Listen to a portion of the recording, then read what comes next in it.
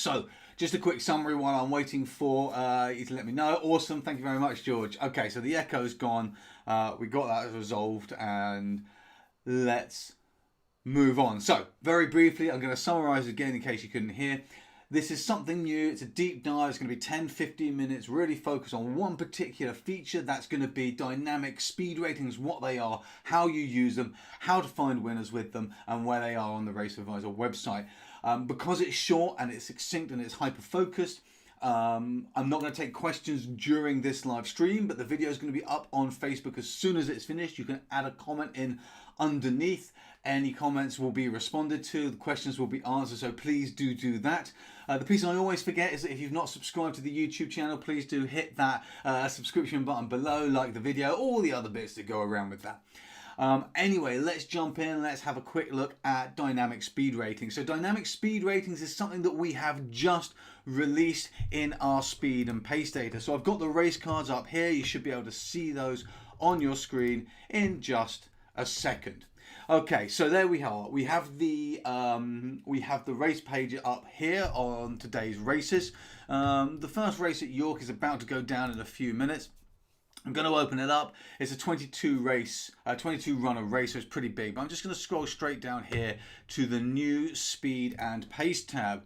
And we can see here that the first rating here is a dynamic speed rating. And in fact, this race may be a little bit big for an example on this. I'm actually going to pull back a little bit. Let's find a few less runners to start looking at this on. Not a novice race. Here we go. Here's a nice 11 runner race at York.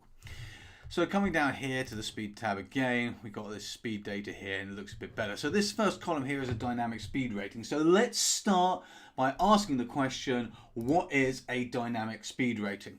So you don't often see these spoken about or talked about, but what they are is they are a speed rating that only takes into account certain race conditional factors, and you can change these to see how that changes a horse performance, how that changes a predicted speed or past speed figures in this case, on those conditions. So by default, you'll see here this dynamic speed rating is based on everything shown in the graph. So it's based on the last 12 months of racing, so it's recent racing, and it's based on all conditions. Now, that's fine, that's useful to see. So we can see that these speed ratings for this horse, if I sort by speed rating here, we can see that Ruling Court's got 143, Wimbledon Hawkeye's 126, things like that. That's nice, that's clear. We can start to see break points between Ruling Court, Wimbledon, between Wimbledon, the Wacko Kid, between probably Diablo, Regiko, I'm not sure how that's pronounced, and then the break to the rest of the field. But what's important here is if we come back up and we say, okay, this is a flat turf race, 11 runners, 7 furlongs. Now what we've got on this graph, and I'm not going to talk about the graphs at all, but the reason that I'm pointing to the dynamic filter on the graph up here, this little button here, the reason I'm pointing to this dynamic filter is because this controls both the graph and the dynamic speed rating. So let's just come in here, and you can see here this has a set of race conditions, okay? So we can choose race types, ground conditions, classifications, courses, number of runners, class, prize, distance, age. So we can set some race criteria here. So let's just start by setting this to flat turf and applying that filter. Not really changed much, okay? I think we got a -16 here on Yorug. Let's come back and reset to default and see if that changes. And you can see a couple down here changed because their flat performance is significantly worse to other race conditions. But let's come back in and apply that flat turf again.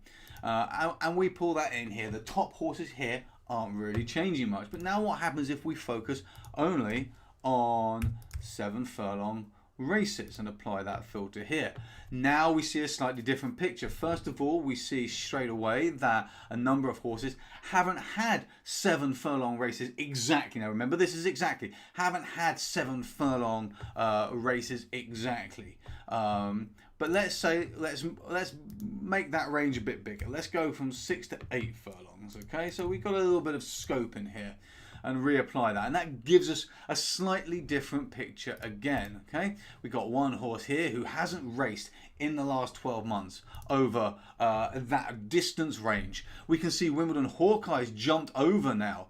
I think it was actually Diablo Rojo. Was it Diablo Rojo? I can't remember. I'm talking fast to get through. Let's just remove this for a second and we can come back. And you can see how quick it is to make these changes and see things.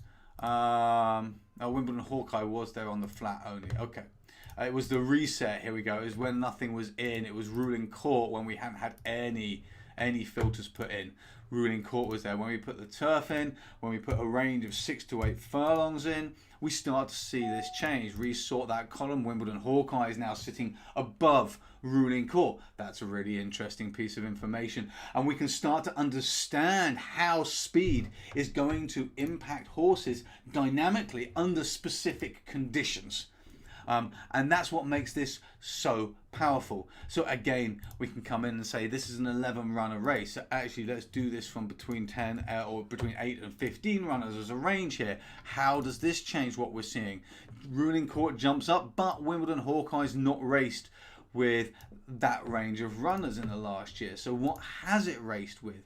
Probably lower. Let's go from 1 to 8 and see where that puts it. Okay, and there we go. So it's smaller runners, smaller fields possibly for Wimbledon Hawkeye.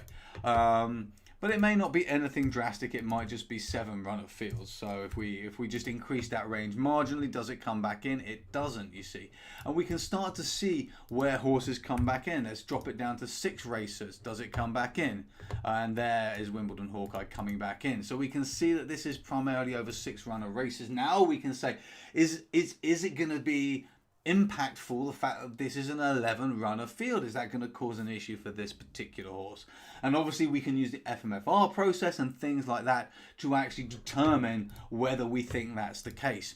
But now we're starting to get a picture of how horses are likely to perform under conditions. Now I'm going to walk you through quickly the factors I like the most, which is distance, race type, prize money, and ground condition. Okay, the ground condition is here. It's currently good to firm. So, and I like to do this. So I like to make it as similar as possible to start with. So there's good to confirm. 6 furlongs to 8 furlongs is fine. And you can add courses and things in, so you can get as specific as you like here. So if I do that, and then I sort by dynamic speed rating, I've got Jouncey, the Wacko Kid, and Mr. Chaplin sitting up there, but Jouncey kind of coming out here. We can see if I hover over Jouncey, there's only 1 race in the last 12 months that meet this criteria. You see that's the blue circle here that got highlighted. Okay, the Wacko Kid, we see improvement. So this is great. So despite being slightly lower, we can see that there is improvement going on. We have actually got a max figure up here, which is higher, so sitting around 147, higher than Jouncey overall. But obviously we've also got lower figures, which is why that dynamic speed rating is giving it slightly lower. So the Wacko Kid, we see the improvement under these conditions, and we got the same here with Mr. Chaplin. Only 2 races there for Mr. Chaplin. So that might give me the idea that actually the Wacko Kid, Mr. Chaplin, and these are 2 horses that we're going to want to have a closer look at. Jouncey's still sitting in there. But then what I want to do is I want to build up this picture. We want to look at this picture. Where do other horses start coming into it? So let's start by adding in good ground condition as well. So as well as the good to firm. Here we go, we get more data appearing.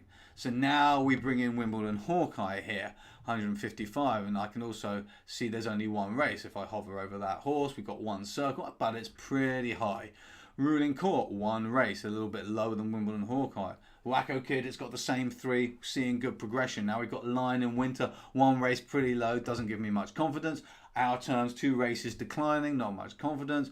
Rajiko, if that's the way it's pronounced, 1 race, not great. And then we start to come down. Mr. Chaplin, who we had before, again, we've now added another race in, this horse is improving. So despite being low, there might be some chance here worth looking into and investigating.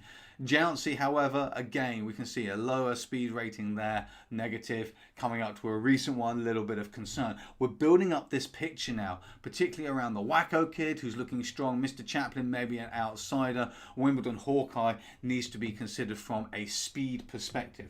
So these are the ways that we can use dynamic speed rating to understand a race, how different horses are going to appear in a race, may perform in a race.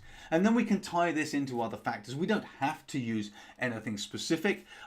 We can tie straight into an FMFR. So from here, I could go, actually, I'm just going to deselect all of these horses for the moment so that I can highlight the ones that I am most interested in. That's one way of doing this here. And I could go, well, I'm interested in this one and this one, the Wacko Kid, Mr. Chaplin, maybe Jouncey, but there's some concerns. Here we go, we've got 3 horses here. Really, really interesting. Sorry, 5 horses here to focus on.